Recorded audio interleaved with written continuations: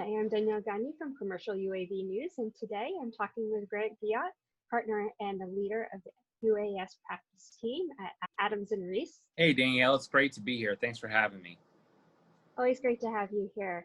Today we're coming together to talk about a pretty big topic, women in drones.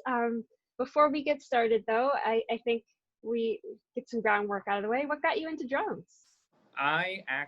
One of my friends from Lafayette, Louisiana, which is a city about 2 hours west of New Orleans, I guess you could say, realized the potential in drones. So he started one of the nation's first drone pilot networks. That was back in 2017, early 2018. There were a few out there, but they really kind of focused on matching end users with specific pilots based on skill levels. So it wasn't a lowest bidder kind of situation. It was more detailed. And so they've done really well. Of course, I'm referring to Fly Guys.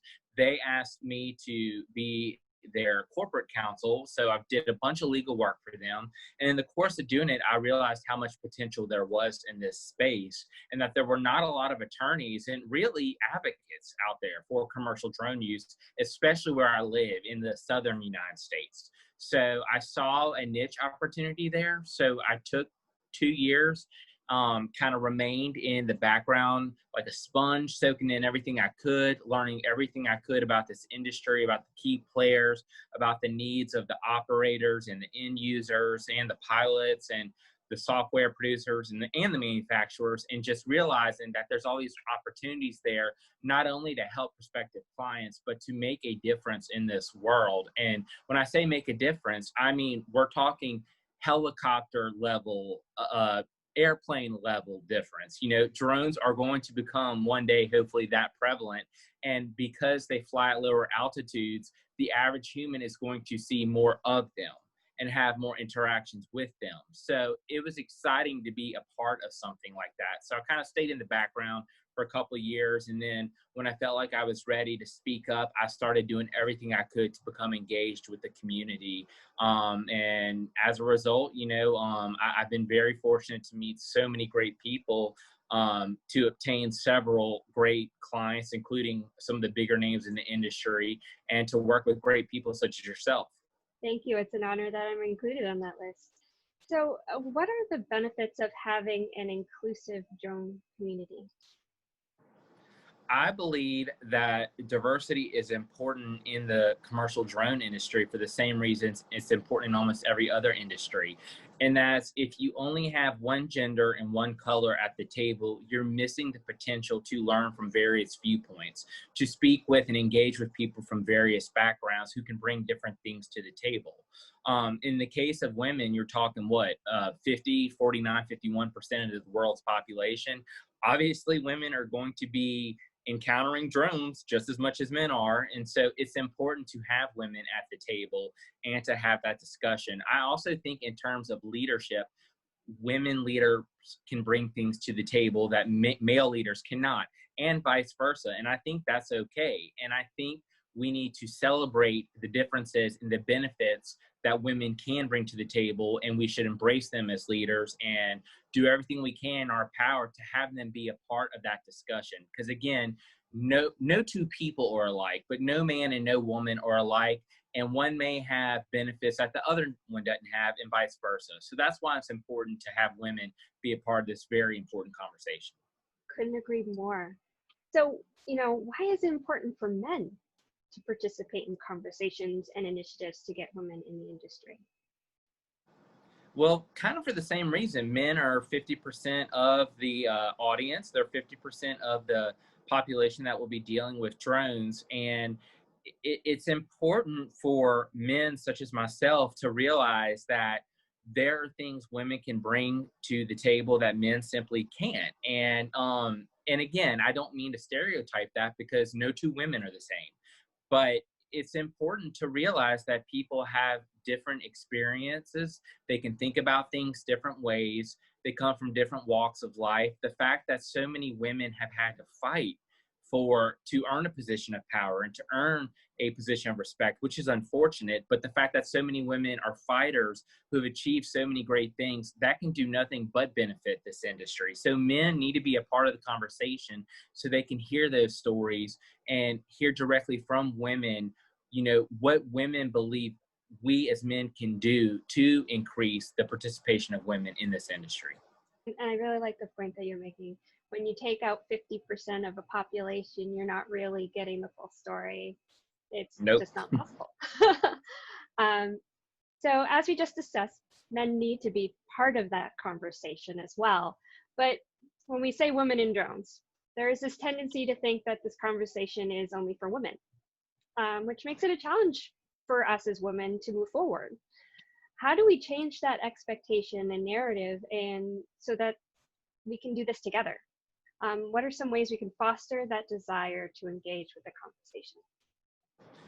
I believe that people follow leaders. Obviously, that's a no-brainer, that goes without saying. But when I say that, I mean, if you put male leaders, people who a lot of men and women in the industry look up to, on a panel with women, on a panel focused on women and the participation of women in the industry, I think that could open the doors to more men joining, that effort to increase the participation of women in the industry. Unfortunately, all of us, especially during these economic times, are really focused on bottom dollars and doing what we can to make a profit and sustain a standard of living that kind of has been disrupted as a result of COVID-19. Ironically, making drastic changes like bringing women into the fold could actually help you economically recover and help your prosperity and things like that. But I think right now there's such a hesitance to change that COVID has kind of brought on, and maybe even before that, because this is a deeper underlying issue. And I believe there are plenty of men out there who want to see women succeed, who want a woman president, a woman vice president, but it's not about the fact that she's a woman. It's about the fact that she's the most qualified for the job. And I think that's important. And I think that a lot of men have that opinion of women, but for some reason, they are scared to speak up. So I think it takes male leaders getting on there and saying, look, guys, I can do it. So can you. You need to be a part of these efforts. So what women in the industry have inspired you? Well, I think there are so many that I've been blessed to work with. I think people like yourself are great. And I really do mean that, Danielle. I think you've done a fantastic job. You're an excellent writer. I've told you that before. And you do a great job of counteracting this negative narrative that all of us in the industry are having to pull together to fight. I also enjoy, of course, working with Lisa Ellman from the Commercial Drone Alliance. She's fantastic and really has been a trailblazer and a game changer, I think, for the industry. I also think Amy Wygand with Drone Up is fantastic and she's kind of taught me a lot about the marketing side of this industry and how best to put your best foot forward and to, attract others in the industry to what exactly your company has to offer. I mean, I could go on and on. There's Lisa Peterson with Peterson Mobility, Dawn Zoldi, of course, who's phenomenal and fantastic. And she's just a straight shooter and such a smart, intelligent person, a great person to have on your team. I'm also getting to know Bronwyn Morgan really well, and she's fantastic. Gretchen West, I could just go on, and I apologize if there's any names I'm leaving out, but there's too many women for me who are doing a great job and killing it for me to name. And that's a good thing. We need to call out these women and I'm sorry, I don't mean to interrupt you, but I left off one of the biggest, most important names, Sharon Rossmark, of course, the founder of Women in Drones, and such a remarkable example, not just to women, but to men too. So Sharon's amazing. So obviously her as well. Absolutely. She's done so much to bring this issue for all of us. So what have been some of the challenges you have faced or the industry is facing when navigating through issues of gender equality? I think, as I mentioned a minute ago, there's a lot of focus right now on prosperity, on turning a profit, on just keeping companies afloat. People like Mike Blades have done a great job laying out where this industry is headed and what companies are doing this year and how COVID has affected it. We're seeing a lot of consolidation in the market. And ironically, though, and this is a panel you and I are hosting in a week or so, there are some companies that are actually killing it during COVID-19. But the point I'm making in all this is that there are a lot of external factors that kind of weigh on people's minds. And unfortunately, when you're looking at how do I keep my business afloat versus what can I do to increase the participation of a group that has been not emphasized enough, or that doesn't have enough participation. Unfortunately, people kind of stick to their economic guns and say, I need to focus more on that. That's what I see as the problem. I think that often we don't look at the fact that bringing more women into the equation can actually raise profits, can actually help us increase innovation and make a better name for ourselves in the industry, because people do appreciate diversity. And aside from all that, even from a strictly profit return on investment level, having someone from a different background with a different mindset is so great, is so likely to increase the likelihood that something positive is going to happen for your company. Because again, you're getting that extra viewpoint. You're hearing from someone you generally wouldn't talk to, but you kind of talk to them and you're like, wow, I never thought of that. I'm so glad I brought you into this equation.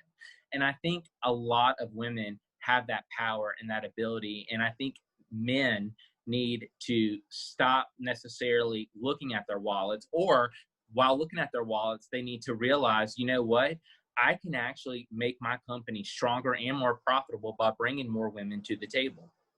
You're absolutely right. And putting gender and diversity aside, there are tons of books out there that talk about the success of businesses. And what makes a successful business is not having a bunch of cookie cutter, same people. It's about having a variety of people with different experiences that can fill those experience gaps. If you can identify your weaknesses and you can put somebody in there who has that strength, you're going to do better as a business. So the more diverse your workforce is, the more likely you're going to see that return on investment. Excellent. And I'll also add, Danielle, that, and again, I spoke this earlier, I think it's also important for that person to know they are hired because of their qualifications. They're the best at the job. And yes, just because they're a minority or a woman does not mean they weren't the best for the job. Perhaps their backgrounds, their viewpoints, their experiences has given them a leg up on the competition because they are bringing that something special to the table. That's different than just going out and saying, oh, I'm going to hire a woman. It's looking at people beyond their gender and beyond their color, looking at them for their true worth, what they can truly bring to the table, and realizing that there are just as many, fantastic women and minorities in that pool as there are men. But you got to look past the gender and the color. Absolutely. You bring up a point that we've discussed in a couple other of these interviews, is that it can't be just we're hiring a woman. It has to be because that just degrades that position. It hurts the company overall. If that's just your primary goal, it has to be about qualifications, about standing toe to toe. And I think that's what women want in general, is to stand toe to toe. And so I'm going to ask the next question. What are some ways we can take that support and encouragement of women in the drone industry to the next level? And how do you personally define what that next level is? What does it look like for you? The problem with the commercial drone industry is that we're still so small. We've grown leaps and bounds, I think, in recent years, but overall, we're still a small industry. We're still at the bottom of the mountain in terms of where this industry is headed.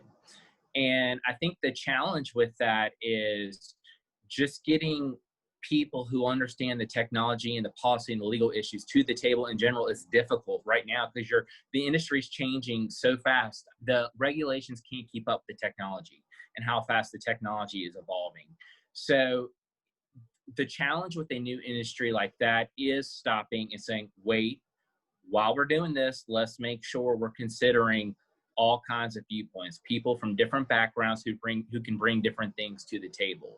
You know, I think that is the challenge. I think the challenge is if you're a male CEO or someone who is starting a business, is to stop a second and look beyond just, you know, it's important to look at the paper and to make sure the person is the most qualified, but to also kind of subjectively think, maybe there's something about them they can bring to this discussion that I haven't thought of. And maybe that's going to put me ahead of my competition. I think that's important. And when we're talking a next level, I think a next level, ideally, in an ideal world, you know, we would have 50-50, 50% men in the industry, 50% women.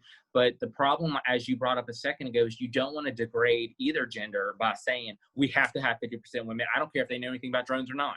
That doesn't work either.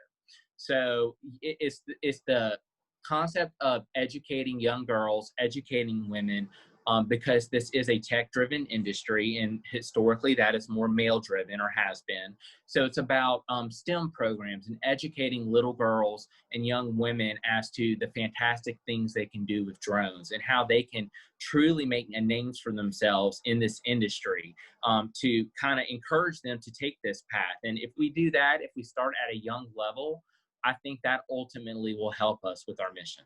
I completely agree. And I probably said this a billion times in other interviews at this point, but we are so small, and the people who are drawn to this industry are of a small breed. So the more we expand, the more the public comes to accept us and understand what we're trying to accomplish as an industry. And the more that we normalize this technology, the more diverse we're going to get, because we're just going to get bigger. Girls need to see themselves here. They need to see a path here before we can even start talking about 50-50. And so if you don't have that pool to draw from, you kind of have to go with the qualified people who are there. So that's such an important part, and I'm glad you brought it up. And my final question is, what are some things that we can start doing today to get more women into the drone industry? I think outreach to schools, definitely. STEM programs, of course, are amazing. It all is about, and you and I have talked about this several times, and I probably sound like a broken record in the industry right now because I bring this up probably every interview, but it's because I can't emphasize how important public perception of drones is. And people in general, but with young girls and young women understanding this technology, how great it is, coming to a point where they don't fear it, where they understand it, and they see all the good that drones are uniquely capable of achieving. Educating them from a young age. I think as an industry, we need to do more public engagement. We need to speak with local and state lawmakers more. Get out there, I just had a client do a drone demonstration in Alabama, do drone, and they're killing it because before they did anything, they brought that drone into the store and let people touch it. They answered questions about it. On a broader sense, I think there needs to be more of that. People need to come to realize that this technology is life-changing. It's so beneficial. Not only are there the safety benefits that people like the Drone Responders, Public Safety Alliance, and ERIC provide, but also you have the economic benefits alone. How this technology is able to allow so many end user industries cut costs and reduce risk and streamline operations. Women need to be a part of this conversation because they do have leadership roles, obviously, in those industries. Hopefully those industries are on a similar path as well to increase the number of female leaders in the industry. But I think the drone industry is no exception. It's showing girls that there is a path, that they need to be a part of it. And, for my part, when I put together panels, which I do a lot of course, I always try my best to either have a female or a minority on there just to get that different perspective. Let me be clear, it doesn't always work out. Either scheduling, sometimes it just doesn't work out, or it's a topic that literally, there are so few women and minorities in that it's difficult to bring them to that panel. But it's not for lack of trying. It's for, you need to work with what you have. What I'm saying is, let's open our eyes and realize what we have. And, and I spoke about this with one of my friends, Bronwyn Morgan. One of the things I am trying to do is expand my network on LinkedIn to reach out to more minorities and women for this purpose, so that when I am searching for people to put on these panels, I know those voices are out there. A lot of the loud voices in our industry and people who have made names for themselves, most of them are white men. That is the reality of the situation. But at the same time, there are so many outstanding female and minority leaders out there. They are in this industry, and we all need to work together to celebrate them, encourage them, and involve them, because I want to hear their viewpoints. My peers, my white male peers, want to hear their viewpoints. We do. I have not met one person in this industry, Republican or Democrat, conservative or liberal, who has said, I don't want women or minorities brought to the table. I haven't. The challenge is we all need to work together to encourage these people to broaden their exposure, to speak up, so that we are able to recognize them, celebrate them, and help them rise up in this industry. Hopefully this can help encourage other women to come forward and shine in this industry. And Danielle, I want to add, for any women who are watching this, if you're not connected with me on LinkedIn, please connect with me, because I'm always looking to showcase women and minorities on my programs. I want those critical voices to be heard, but I can only look so far. Like I try really, really hard. I really do, to locate those voices, but sometimes it's hard. So please don't be shy. Put yourself out there. Please PM me or message me. I have so much to learn from you, and I want to learn it. That's a fantastic message. Thank you so much, Grant, for joining me today and sharing your insights. Absolutely. It was a pleasure to be here as always, Danielle. Thank you.